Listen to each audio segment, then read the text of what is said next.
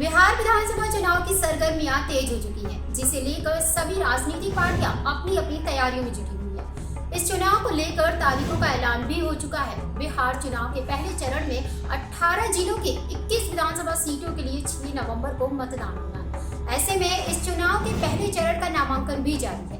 बात करें चुनाव की सीट बंटवारे की, तो इसका असर अब झारखंड में साफ देखने को मिल रहा है, जहां झारखंड के मुख्यमंत्री हेमंत सोरेन की पार्टी झारखंड मुक्ति मोर्चा ने महागठबंधन यानी इंडिया ब्लॉक को सख्त अल्टीमेटम दे बैठी है। इस चेतावनी की वजह कुछ और नहीं बल्कि गठबंधनों में अभी तक सीट बंटवारों का ना होना है, जिसे लेकर जनाब बैठक पर बैठक हो रही पर नतीजा एक भी नहीं। यही कारण है कि गठबंधन साथियों में बेचैनी छाई हुई है।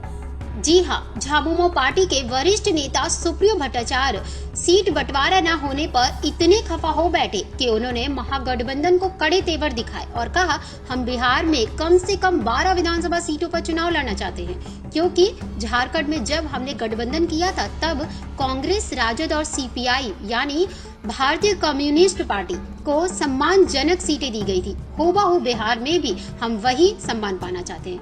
अगर 14 अक्टूबर तक सीट बंटवारे पर बात नहीं बनी तो झामुमो खुद अपना रास्ता चुनेगी, क्योंकि जेएमएम किसी की बी टीम नहीं है बल्कि पार्टी की अपनी संगठनात्मक ताकत और जनाधार है, जो अकेले भी चुनाव लड़ने में काफी सक्षम है। हम इंडिया गठबंधन का हिस्सा हैं, ऐसे में अगर हमारे साथ अन्याय होता है तो हम भी चुप नहीं बैठेंगे।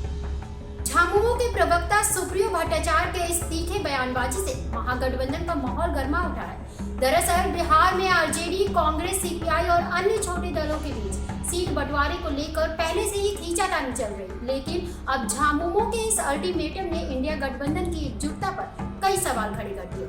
इससे ये साफ होता है कि बनने से पहले ही ये बिखरने लगी है। ऐसी खबरों को देखने के लिए बने रहिए जर्नलिस्ट कैफे न्यूज के साथ।